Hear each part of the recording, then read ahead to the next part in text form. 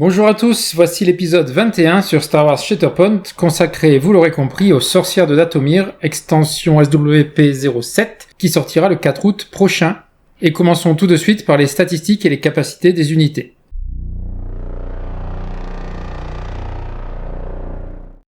La mère Talzin apporte 8 points pour former son escouade, dans l'ère de la chute des Jedi.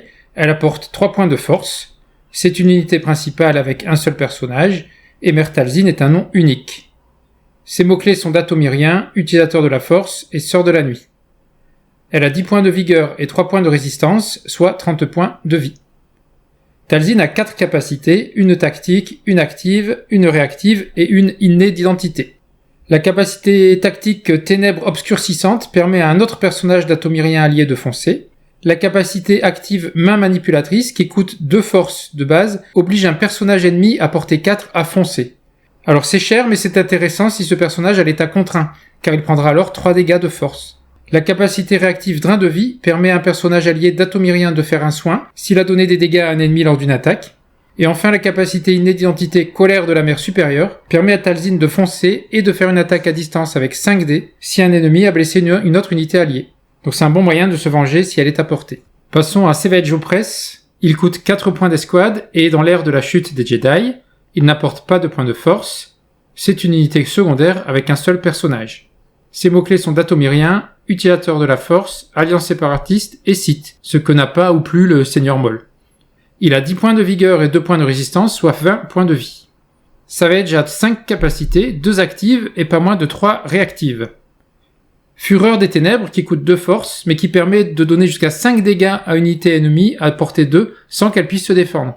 Et en plus, si l'ennemi est un utilisateur de la force, il peut aussi gagner l'état exposé, ce qui est très mauvais pour lui si Savage enchaîne ensuite par une attaque. Ensuite, Ruée furieuse qui coûte 1 force. Savage peut foncer ou alors avancer s'il est déjà estropié.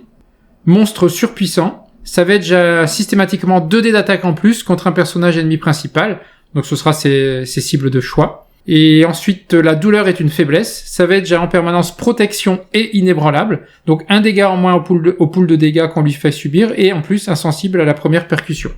Et enfin, brut involontaire. Savage peut foncer gratuitement à chaque fois qu'une unité principale alliée séparatiste ou dathomirienne à portée 3 s'active. Enfin, passons aux acolytes sœurs de la nuit. Elles coûtent 4 points d'escouade et sont dans l'ère de la chute des Jedi. Elles n'apportent pas de points de force. C'est une unité de soutien avec 2 personnages.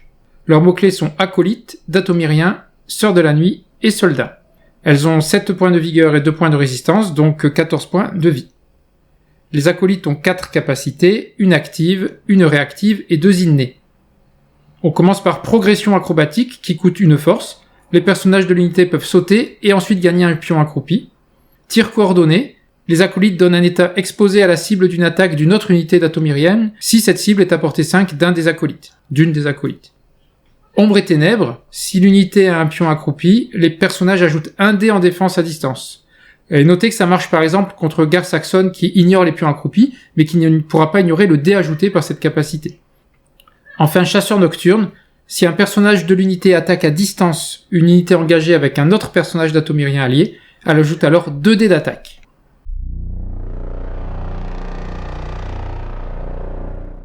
Passons aux 2 postures de la mère Talzin. Mère supérieure est une attaque à 7 à distance portée 4 avec une défense également à 7, donc ça c'est vraiment très fort. Et puis c'est une attaque à 6 en mêlée avec une défense à 5. Les maîtrises à distance donnent de 1 à 2 critiques et de 1 à 2 touches. Les maîtrises en mêlée donnent au moins un dégât direct et de 1 touche à 1 critique, plus 2 touches supplémentaires. Et les maîtrises de défense sont fortes avec 1 à 2 blocages et la possibilité de modifier un critique ennemi en touche, voire en échec. À ce sujet, notez que j'ai posé la question sur le forum officiel d'AMG. Vous avez le droit dans Shatterpoint de changer plusieurs fois un même dé. Donc avec 4 maîtrises de défense, on pourrait changer un critique ennemi en touche et ensuite changer cette touche en échec. L'arbre de combat donne jusqu'à 10 dégâts en 5 réussites. Il y a aussi 3 percussions, une exposition, une entrave et un repositionnement. La deuxième posture, la colère, est plus forte en mêlée, mais est moins axée sur les dégâts que la première.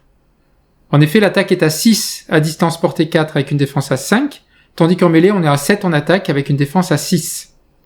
Les maîtrises à distance sont moins fortes avec un seul critique et de 1 à 2 touches. Par contre, les maîtrises en mêlée sont plus fortes avec au moins un dégât direct, 1 à 2 critiques, voire une touche supplémentaire. Et les maîtrises de défense sont les mêmes que dans l'autre posture. L'arbre de combat donne jusqu'à 7 dégâts cette fois-ci en 5 réussites, mais il y a également un désarmement, 2 soins, une capacité gratuite, une contrainte et une exposition. Savage a une posture nommée Rage déchaînée. Il attaque à 7 en mêlée, mais il ne défend qu'à 4 en mêlée et aussi à distance. Heureusement, il a protection qui lui enlèvera un dégât. Ses maîtrises en mêlée donnent au moins un dégât direct et un critique, et une touche ou un critique de plus. Et en défense, il a un blocage et surtout un saut pour pouvoir se désengager si besoin. Son arbre peut infliger 8 dégâts en seulement 4 réussites, et il y a également une exposition, une contrainte, un désarmement et une capacité active gratuite.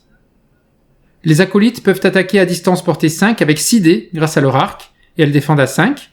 En mêlée, c'est moins fort avec 5 dés en attaque et 4 en défense. Les maîtrises en attaque à distance donnent de 1 à 2 touches plus 1 critique. En mêlée, on a un dégât direct et une touche et un critique éventuel. Les maîtrises de défense donnent un blocage et un repositionnement. L'arbre de combat peut amener 7 dégâts avec 5 réussites, et puis il y a aussi une entrave, une percussion, une exposition, un saut et un soin.